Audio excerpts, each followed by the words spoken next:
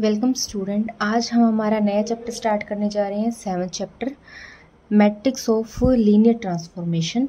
Matrix of linear transformation में हमने क्या किया, एक्चुअल में अब तक हमने क्या किया, हमने लीनियर ट्रांसफॉर्मेशन को इन्वर्टिबल प्रूव किया। इससे पहले हमने सिंगुलर नॉन सिंगुलर चेक किया था, 1 1 ऑन 2 चेक किया था, ये सारी कंडीशंस हमने चेक की थी।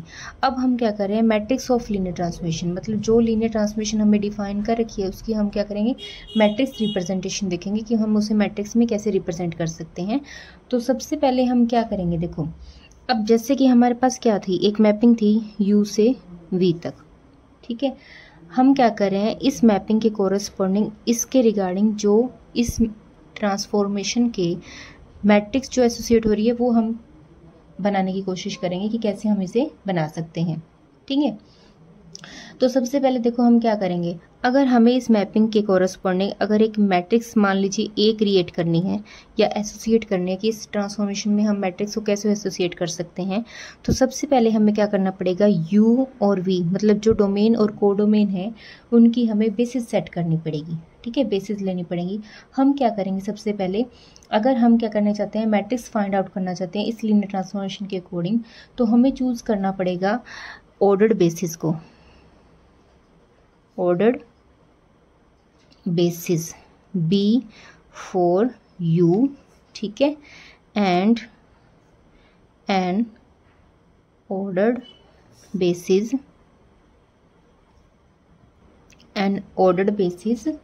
B डैश फॉर V, ठीक है। मतलब डोमेन और कोडोमेन के हमने क्या किया, पहले ऑर्डर्ड बेसिस देखी।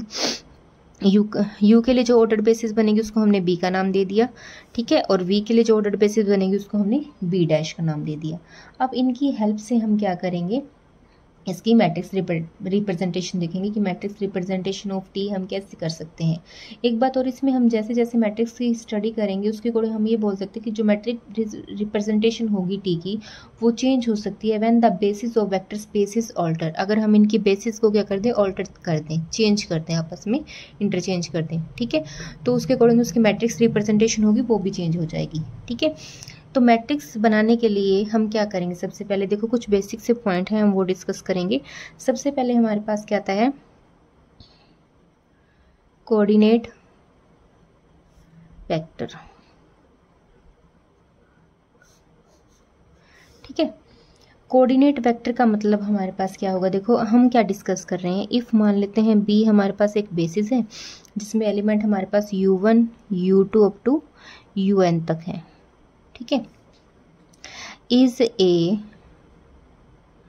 Basis for a vector space VF, ठीक है। हमने बेसिस ले ली, बेसिस के अंदर हमने क्या लिए, n एलिमेंट्स ले लिए, उस बेसिस को नाम दे दिया B का, वो VF की कोई बेसिस है, ठीक है। देन हम क्या बोल रहे हैं, then U belongs to U can be expressed as U equals to A1 U1 A2 U2 up to AN UN, ठीक है। हमने क्या किया कि कोई बेसिस सेट दे रखी थी, वो बेसिस सेट किसके लिए थी, VF के लिए थी। देन हमने क्या किया, U कोई एलिमेंट लिया U में से, उसको हमने इन बेसिस एलिमेंट की स्केलर लीनियर कॉम्बिनेशन में रिप्रेजेंट किया, ठीक है। तो हम क्या बोल रहे हैं, जो कोऑर्डिनेट वेक्टर होगा वो क्या बनेगा, कोऑर्डिनेट वेक्टर A1 A2 जो स्केलर्स हमने यूज किए हैं, ठीक है, is if expressed as a column vector A1 A2 up to AN तक, ऐसे अगर हम इसको रिप्रेजेंट कर रहे हैं, ठीक है, तो ये हमारे पास क्या बनेगा, कोऑर्डिनेट वेक्टर बनेगा। और इस वेक्टर को हम कैसे डिनोट करेंगे, UB इस फॉर्म में, या फिर हम इसे बोल सकते हैं UB की फॉर्म में, मतलब जो बेसिस दे रखी है उसके अकॉर्डिंग हमने क्या किया, एक एलिमेंट डोमेन में से लिया, उस एलिमेंट को हमने इस बेसिस की लीनियर कॉम्बिनेशन में रिप्रेजेंट किया, और जो हमने स्केलर्स यूज़ किए हैं उनको हमने क्या किया, कॉलम वेक्टर में अरेंज कर दिया। तो उसे हम क्या बोल रहे हैं, कोऑर्डिनेट वेक्टर। ये हमने पहले भी डिस्कस किया था, बस इसकी नोटेशन अब हमने इस फॉर्म में दे दी, u, b और ub की फॉर्म से। ठीक है, तो मैट्रिक्स रिप्रेजेंटेशन के लिए हम क्या कर सकते हैं, देखो मैट्रिक्स रिप्रेजेंटेशन के लिए हम एक पॉइंट और बोल सकते हैं कि अगर हम लिख रहे हैं order basis is a basis in which the element are written in a fix order. अगर हमने बेसिस लिखा है ओनली तब तो हम क्या कर रहे हैं, इसके ऑर्डर को फिक्स नहीं कर रहे हैं।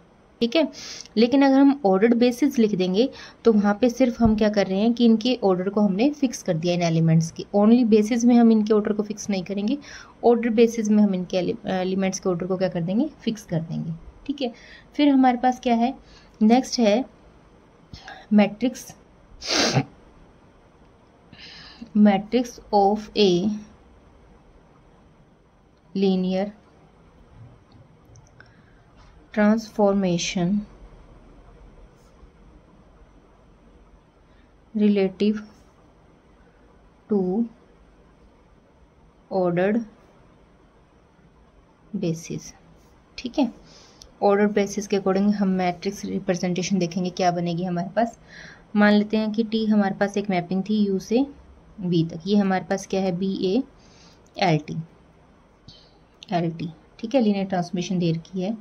ठीक है, एंड यू और वी जो है वो वेक्टर स्पेसेस हैं, are vector spaces over same field F.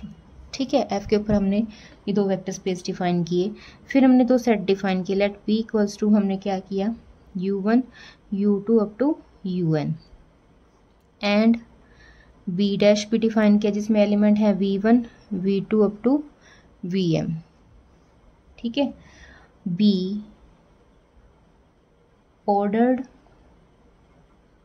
basis for the finite dimensional vector spaces u and v respectively। ठीक है, मैट्रिक्स रिप्रेजेंटेशन के लिए हमने क्या किया, मैपिंग थी वो हमारे पास एक एलटी थी, यू और वी दो हमारे पास क्या थे, सेम फील्ड पे दो वेक्टर स्पेस थे। इन दोनों एलिमेंट्स की हमें वेक्टर स्पेसेस की हमें क्या दे रखे थे, दो सेट दे रखे थे, B and B dash. B को तो हमने ऑर्डर बेसिस माना यू के लिए, और बी डैश को हमने ऑर्डर बेसिस किसके माना, वी के लिए माना। अब हम इनकी मैट्रिक्स रिप्रेजेंटेशन देखेंगे कि मैट्रिक्स रिप्रेजेंटेशन हम कैसे करेंगे। तो देखो मैट्रिक्स रिप्रेजेंटेशन के लिए हम क्या करेंगे,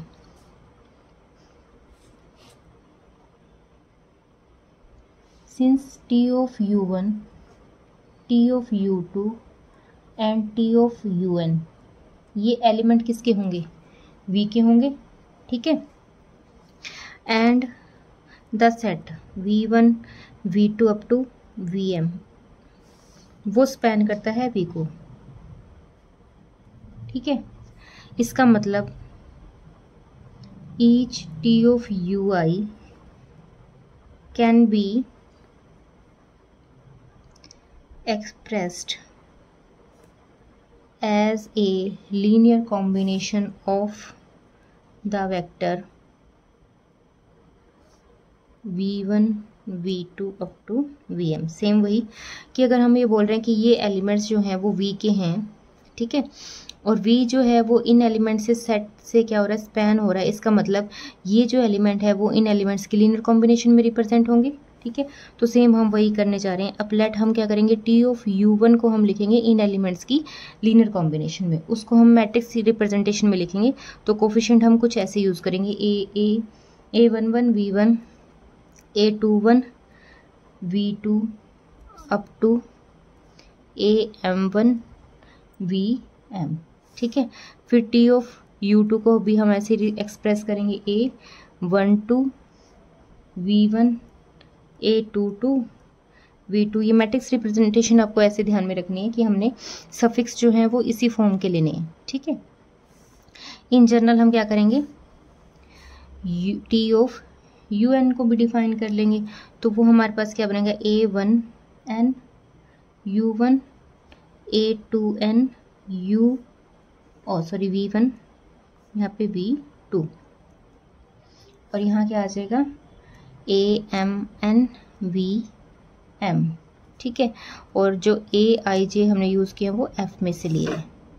तो हमने क्या किया, इन वेक्टर्स को जो V के थे और V इनसे स्पैन हो रहा था, इसका मतलब V का हर एक एलिमेंट जो होगा वो इन एलिमेंट्स के लीनियर कॉम्बिनेशन में लिखा जाएगा, तो वो हमने डिफाइन कर लिया, ठीक है।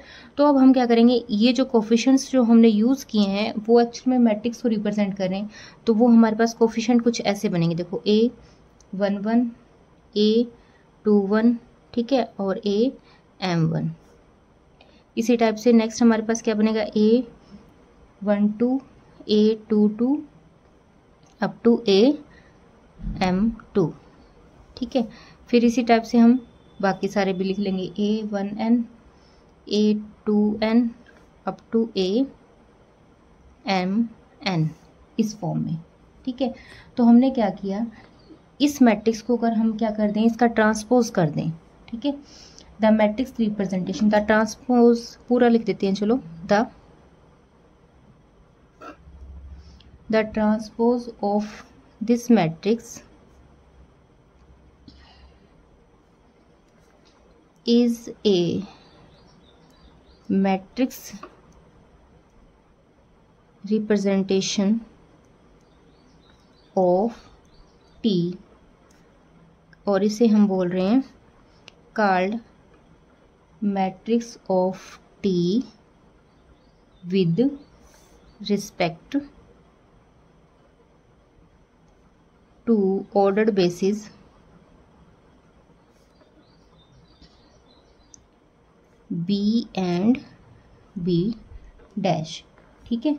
इसको हम इस टाइप से बोल रहे हैं, और इसकी जो नोटेशन है ना वो हम एक्चुअल में ऐसे भी बोल सकते हैं, T B B डैश और इस फॉर्म से, ठीक है। और इस मैट्रिक्स इज गिवन बाय, अब इस मैट्रिक्स का हम ट्रांसपोज कर देंगे, ठीक है।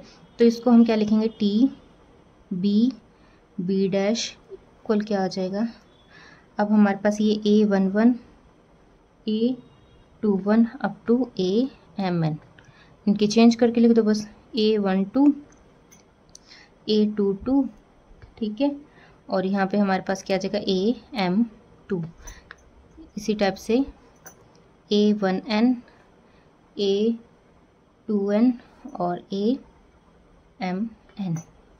बस आपने यहाँ पे ध्यान में रखना है जो कोफिशिएंट हम यूज़ कर रहे हैं वो इस टाइप से यूज़ करने हैं, ताकि हम इसका जब ट्रांसपोज करें तो हमारे पास कुछ मैट्रिक्स ऐसे आ जाए, A11 A12, जैसे हम मैट्रिक्स में लिखते आ रहे हैं, हमें पोजीशन को बताता है।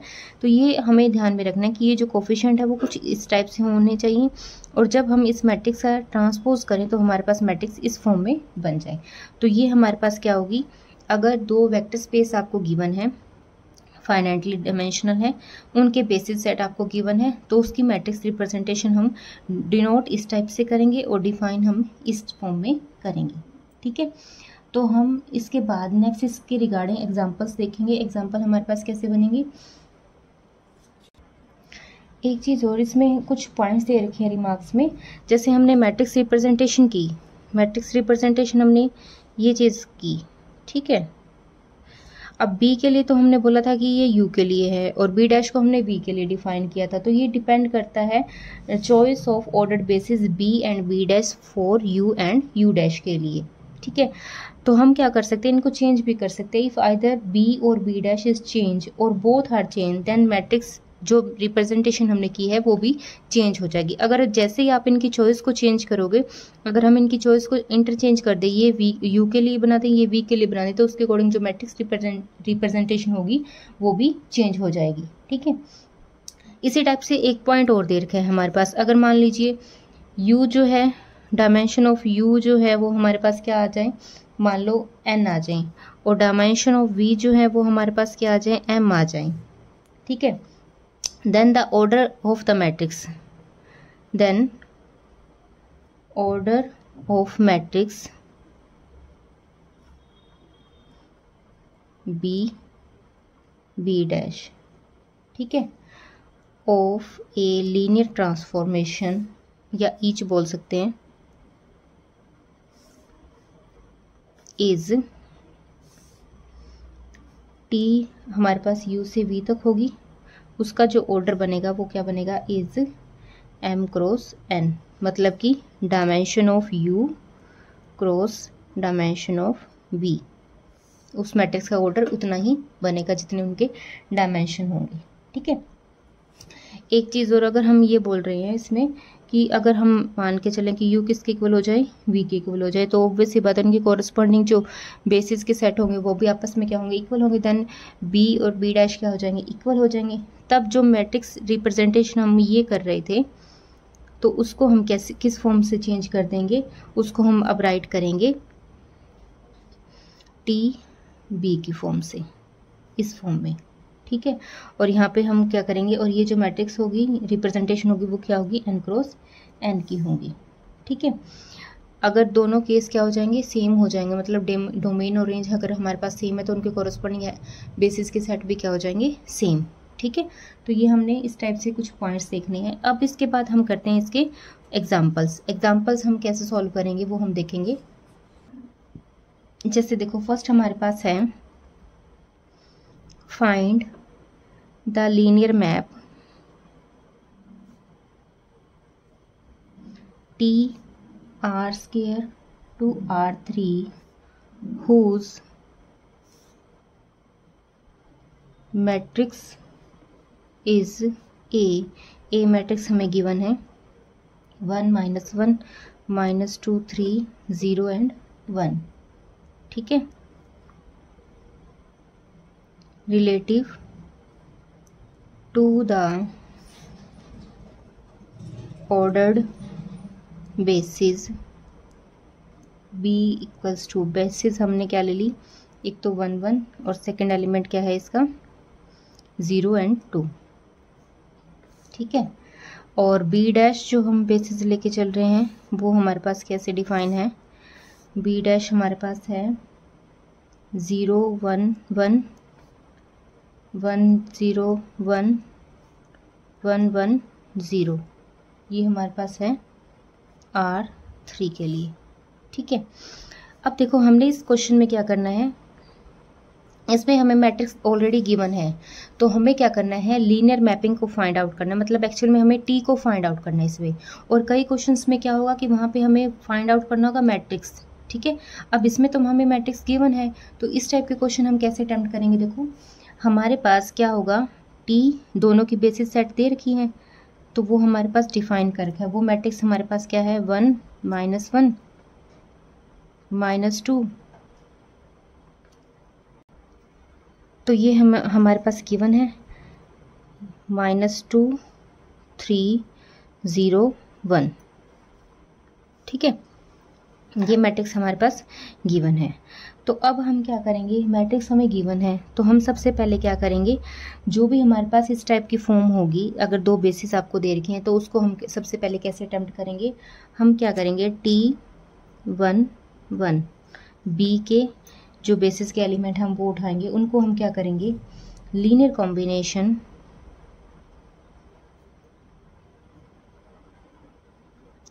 Combination of vectors B dash using scalar of first column of T B B dash। ठीक है। हमने क्या किया, इस एलिमेंट को उठाया और इस एलिमेंट को उठा के हम क्या करेंगे, linear combination of vector B dash in vectors की लीनियर कॉम्बिनेशन में यूज़ करेंगे और स्केलर कौन से यूज़ करेंगे, फर्स्ट कॉलम की। ठीक है। तो हमने क्या किया, इसको डिफाइन करने के लिए सबसे पहले देखो, अब B डैश के वेक्टर्स ये दे रखे हैं। ठीक है। उनको हमने यूज़ करना है V1 V2 V3 की फॉर्म में से, और जो स्केलर्स यूज़ करने हैं वो इस मैट्रिक्स के फर्स्ट कॉलम में से उठाने हैं। ठीक है। तो हम क्या करेंगे, अब फर्स्ट कॉलम के पहला एलिमेंट क्या है 1, इसको हम लिखेंगे इस एलिमेंट की फॉर्म में 0 1 1। ठीक है। फिर नेगेटिव है यहाँ पे -2 और सेकंड एलिमेंट यहाँ का क्या आएगा 1 0 1, ठीक है। फिर थर्ड एलिमेंट उठाएंगे, इसका थर्ड एलिमेंट हमारे पास क्या बनेगा 0 बनेगा, तो इसके साथ कॉम्बिनेशन 1 1 0, ठीक है। तो इसको जब हम सॉल्व करेंगे तो हमारे पास क्या फॉर्म बनेगी, ये हमारे पास एलिमेंट यहीं पे लिख रही हूँ मैं, ये हमारे पास एलिमेंट बनेगा -2 और 1, ठीक है, और फिर हमारे पास क्या बन जाएगा -1। तो ये इक्वेशन आ गई आपकी 2, ठीक है।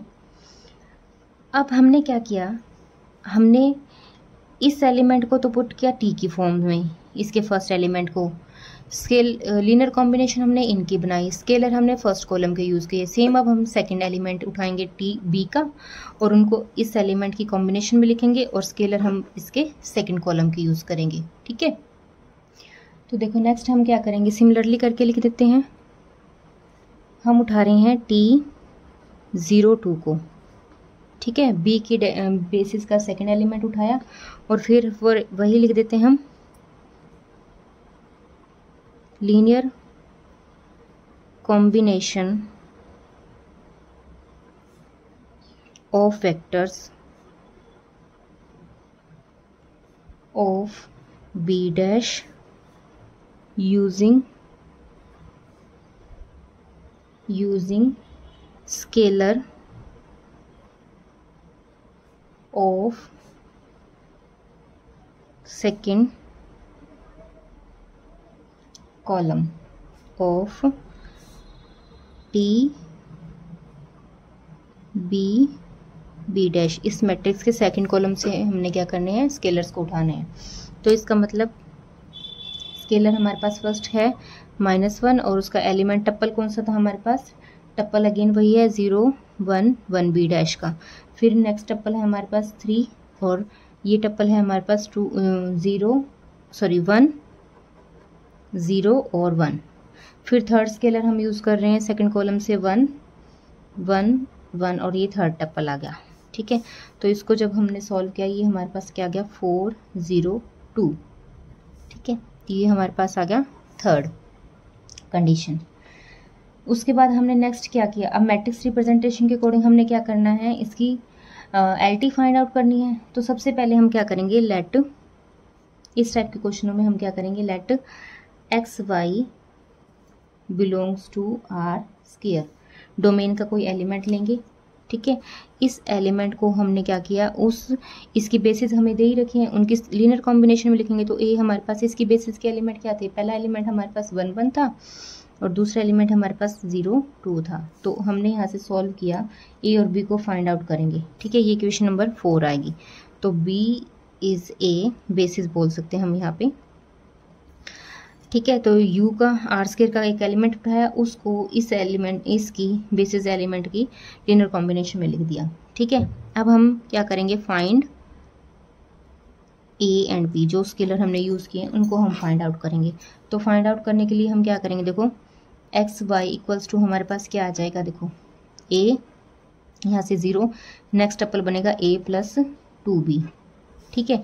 तो यहाँ से हमारे पास x किसके इक्वल आ गया, a के इक्वल आ गया, ठीक है। और a प्लस 2b किसके इक्वल आ गया, y के इक्वल आ गया। या हम यहाँ से बोल सकते हैं कि b हमारे पास किसके इक्वल आ जाएगा, y माइनस एक्स बाई 2।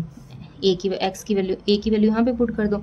तो हमें क्या करना है, हमें a और b को फाइंड आउट करना है in terms of x and y, ठीक है। तो हम क्या करेंगे, अब a और b तो हमने निकाल लिए, a और b की वैल्यू, a की वैल्यू हमारे पास क्या आ गई, x आ गई, और b क्या आ गया, y माइनस एक्स बाई 2 आ गया। ये दोनों वैल्यूज आ गई हमारे पास। इनको हम क्या करेंगे, इस फोर्थ इक्वेशन में पुट करेंगे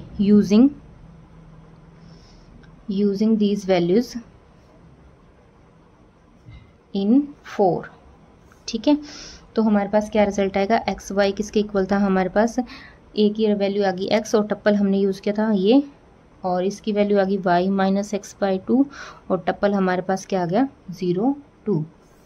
फिर हमें t फाइंड आउट करना है, तो ऑपरेटिंग क्या कर देंगे, applying t on both side. ये मेथड पहले हम डिस्कस कर चुके हैं इस टाइप के क्वेश्चन, ठीक है। तो हमने क्या किया, t को यहाँ पे ऑपरेट किया। तो t ऑफ एक्स वाई किसके इक्वल आ जाएगा, एक्स बाहर, टी किसके साथ ऑपरेट होगा, 1 1 के साथ, plus Y minus X by 2 और टी ऑपरेट हो जाएगा 0 2 के साथ। ठीक है, अब इसका रिजल्ट हमने निकाल रखा था इक्वेशन 1 2 से, ठीक है, 2 and 3 से। तो टी ओ 1 1 का जो रिजल्ट है वो यहाँ पे पुट कर देंगे, तो x इंटू में हमारे पास क्या आएगा, यहाँ पे -2 था, 1 था और -1 था। ठीक है, और यहाँ पे क्या था, y माइनस एक्स बाई 2, ये हमने यूज़ ही किया हुआ था b की वैल्यू, और टी ओ 0 2 का रिजल्ट हमारे पास क्या था, ये। ठीक है, तो 4 0 2। बस अब इनको सिंप्लीफाई करके सॉल्व कर लीजिए, तो हमारे पास जो रिजल्ट आएगा वो हमारे पास क्या बन जाएगा, -2x plus Y minus X by 2 into 4, ये फर्स्ट के कॉरेस्पॉन्डिंग हमारे पास आ गया। सेकंड क्या आएगा, x यहाँ से 0 आ जाएगा, x प्लस 0, और नेक्स्ट आएगा -x, और यहाँ पे नेक्स्ट आ जाएगा y minus X by 2 into 2। ठीक है, तो बस इसको सिंप्लीफाई करेंगे तो हमारे पास क्या रिजल्ट आ जाएगा, ये आएगा 2y माइनस 4x, नेक्स्ट हमारे पास x ही बनेगा, और थर्ड एलिमेंट हमारे पास क्या आ जाएगा, y माइनस 2x। ठीक है, ये हमारे पास क्या आ गई, LT आ गई। LT को ही हमने फाइंड आउट करना था। तो इस क्वेश्चन में हमें ऐसे करना था कि अगर हमारे पास LT अगर फाइंड आउट करनी है तो मैपिंग हमें गिवन थी, तो उसके अकॉर्डिंग हमने दोनों एलिमेंट्स की बेसिस के कॉरेस्पॉन्डिंग क्या किया, एक दूसरे को हमने क्या किया, जो बी सेट के एलिमेंट थे, मतलब जो बेसिस थी यू के लिए, उसको हमने क्या किया, बी डैश की लीनियर कॉम्बिनेशन में लिखा और स्केलर यूज़ किए फर्स्ट कॉलम के। इसी तरह से हमने सेकंड के रिजल्ट को सॉल्व किया। अब चूंकि हमारे पास यू की बेसिस भी गिवन है और वी की बेसिस भी गिवन है, तो यू में से हमने कोई भी आर्बिट्ररी एलिमेंट उठाया, उसको हमने क्या किया, उसकी बेसिस के एलिमेंट की लीनियर कॉम्बिनेशन में रिप्रेजेंट किया, जो पहले हम क्वेश्चन करते आ रहे हैं सेम वैसे ही। जैसे ही हमने स्केलर्स यूज़ किए, उनके रिजल्ट को फाइंड आउट किया। जैसे स्केलर्स आपके पास आ जाएंगे तो वहाँ पे हम क्या करेंगे, जो भी आपने लीनियर कॉम्बिनेशन को रिप्रेजेंट किया था वहाँ पे हम टी ऑपरेट करेंगे। T of 1 1 and T of 0 2 हमारे पास ऑलरेडी गिवन ही है, तो वो हम पुट करके सॉल्यूशन निकाल लेंगे। ठीक है, इस टाइप से करना है हमें। नेक्स्ट हमारे पास इसके रिगार्डिंग एक क्वेश्चन और बनता है, वो मैट्रिक्स रिप्रेजेंटेशन का है कि मैट्रिक्स हम कैसे निकालेंगे, उसमें देखो कैसे करना है। देखो नेक्स्ट क्वेश्चन है हमारे पास, फाइंड द मैट्रिक्स रिप्रेजेंटेशन या representing the linear transformation R3 to R4 defined by T X Y Z equals to क्या है, X plus Y plus Z, 2x plus Z, 2y minus Z, and fourth element है 6y relative to the standard basis of R3 and R4। ठीक है, अब इसमें हमने क्या करना है, मैट्रिक्स को फाइंड आउट करना है। फर्स्ट क्वेश्चन में हमें मैट्रिक्स गिवन थी, बेसिस के सेट गिवन थे, और हमने क्या करना था, वहाँ से LT को फाइंड आउट करना था, मतलब लीनियर ट्रांसफॉर्मेशन को हमने फाइंड आउट करना था। ये चीज़ हमें फाइंड आउट करनी थी, और इसमें हमें ये चीज़ गिवन है। अब हमें मैट्रिक्स को फाइंड आउट करना है। तो सबसे पहले देखो सॉल्यूशन में हमारे पास क्या होगा, सॉल्यूशन में हमारे पास क्या रिजल्ट है, हमारे पास जो ऑर्डर्ड स्टैंडर्ड बेसिस है R3 के लिए, ordered standard basis of R3 is, उसको हमने नाम दे दिया B का, और उसके अंदर हमारे पास स्टैंडर्ड बेसिस में हम एलिमेंट ये लेंगे R3 की, 0 1 0, और थर्ड एलिमेंट है 0 0 1। ठीक है, एंड दैट ऑफ R4 की जो स्टैंडर्ड बेसिस है उसको हमने नाम दे दिया B डैश का। तो इसके जो एलिमेंट होंगे वो 1 0 0 0 होंगे, 0 1 0 0, और थर्ड इसका एलिमेंट है 0 0 1 0, और फोर्थ क्या बनेगा 0 0 0 1। तो इसने हमें स्टैंडर्ड बेसिस के अकॉर्डिंग बोला था, तो हमने R3 और R4 की स्टैंडर्ड बेसिस डिफाइन की सबसे पहले। अब मैट्रिक्स हमें क्या, मैपिंग हमारे पास T of X Y Z कैसे दे रखी है, x plus Y plus Z, 2x plus Z, 2y minus Z, और 6y। ठीक है, अब सबसे पहले हम क्या करेंगे, जो R3 के एलिमेंट है वो इसमें पुट करेंगे, T 1 0 0। ठीक है, तो यहाँ पे हम पुट करेंगे तो फर्स्ट एलिमेंट हमारे पास क्या आएगा, 1 बाकी 0, यहाँ पे पुट करेंगे तो नेक्स्ट एलिमेंट 2 0 बाकी 0, ये दोनों भी 0 और ये भी 0, तो ये हमारे पास फर्स्ट एलिमेंट आ गया। फिर हम इसका 0 0 मतलब B के हमने क्या किए, स्टैंडर्ड बेसिस इसमें पुट कर दिए 1 बाय 1। ठीक है, तो रिजल्ट हमारे पास बनते गए टी ऑफ फिर 0 0 और 1, तो 1 1 -1 एंड 0। ठीक है, ये हमारे पास आ गई।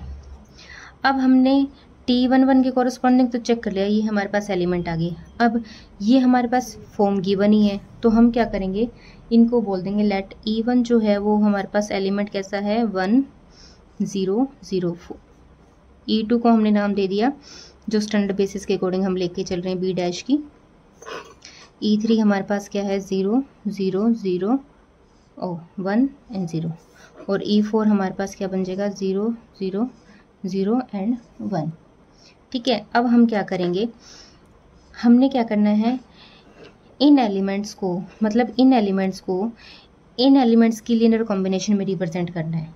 ठीक है, तो इसका मतलब हम क्या यूज़ करेंगे, देखो T ऑफ 1 0 0, ये रिजल्ट हमारे पास क्या था 1 2 0 0 का था। अब स्केलर हमने ये यूज़ करने हैं।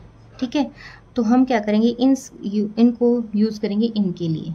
ठीक है, तो 1 इंटू में E1 प्लस 2 इंटू में E2 plus 0 into E3 plus 0 into E4। ठीक है, फिर सेकंड को लिखेंगे ऐसे ही, T0 1 B के जो थे वो हमारे पास क्या था 1 0 2 6, और इसको हम सेम वही 1 E1 0 E2 2 E3 6 E4। ठीक है, फिर थर्ड को भी हमने ऐसे लिखा, थर्ड हमारे पास क्या था 1 1 -1 0, इसको भी हमने ऐसे लिखा 1 E1 1 E2 माइनस E3 और 0 E4। ठीक है, अब हम क्या कर देंगे, जो मैट्रिक्स रिप्रेजेंटेशन है, matrix of T relative to B and B dash is transpose of matrix of coefficient.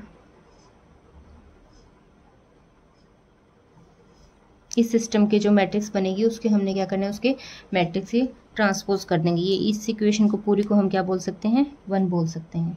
ठीक है, कोफिशिएंट ऑफ इक्वेशन 1। ठीक है, तो हम क्या करेंगे, इसके एलिमेंट्स जो भी आए हैं उसको हमने क्या करना है, ट्रांसपोज करके लिखना है। ठीक है, तो मैट्रिक्स हमारे पास कैसी बन जाएगी, देखो मैट्रिक्स हमारे पास बनेगी T B डैश, इसी फॉर्म में हम डिफाइन करेंगे। तो इसकी मैट्रिक्स कैसे बनेगी 1 2 0 0, फर्स्ट रो के कोफिशिएंट को फर्स्ट कॉलम में लिख दिया, फिर 1 0 2 6, फिर इसको 1 1 -1 एंड 0, ये मैट्रिक्स रिप्रेजेंटेशन बन गई। ठीक है, तो ऐसे हमारे पास आंसर आ गया इसका। अगर मैट्रिक्स निकालनी है और बेसिस हमारे पास दे रखी हैं, तो हम क्या करेंगे, जो भी LT हमें डिफाइन कर रखी होगी उसमें हमने क्या किया, B के बेसिस एलिमेंट्स को पुट किया, ये रिजल्ट आया हमारे पास। अब इन एलिमेंट्स को हमने क्या किया, जो भी हमारे पास आए इनको हम स्केलर का यूज़ करेंगे, एज ए स्केलर यूज़ करेंगे और B डैश की लीनियर कॉम्बिनेशन में लिख देंगे। ठीक है, तो इन एलिमेंट्स को हम स्केलर के यूज़ कर रहे हैं और इन एलिमेंट्स के लीनियर कॉम्बिनेशन में लिख रहे हैं। ठीक है, और जो भी रिजल्ट आएगा उसको हम क्या कर देंगे, जो भी मैट्रिक्स रिप्रेजेंटेशन बनेगी उसको हमने कॉलम वाइज अरेंज करना है। तो ऐसे ही हमारे पास इस एक्सरसाइज में 2 टाइप के क्वेश्चन बनेंगे, एक तो जिसमें हमें LT निकालनी होगी और दूसरा जिसमें हमें मैट्रिक्स डिफाइन करनी होगी। ठीक है, तो ये 2 ही टाइप के क्वेश्चन बनते हैं, दोनों का पैटर्न इस टाइप का है। मैंने 1 बाय 1 दोनों क्वेश्चन बता दिए। नेक्स्ट हम आगे डिस्कस करेंगे, आज के टॉपिक में ही इतना ही करेंगे। नेक्स्ट हम देखेंगे कि इसके बाद जो है चेंज ऑफ बेसिस का जो रिजल्ट है वो हम कैसे फाइंड आउट कर सकते हैं। Thank you.